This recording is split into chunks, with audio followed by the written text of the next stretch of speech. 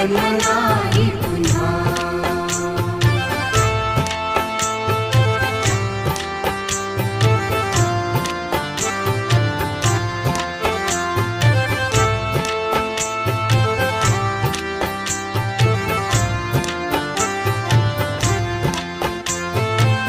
हा जन्म आहे सद्गुरु कृपेचा, हा जन्म आहे सद्गुरु कृपेचा, हा जन्म आहे सद्गुरु कृपेचा। हरि ओम स्वामी समर्थ म्हणा,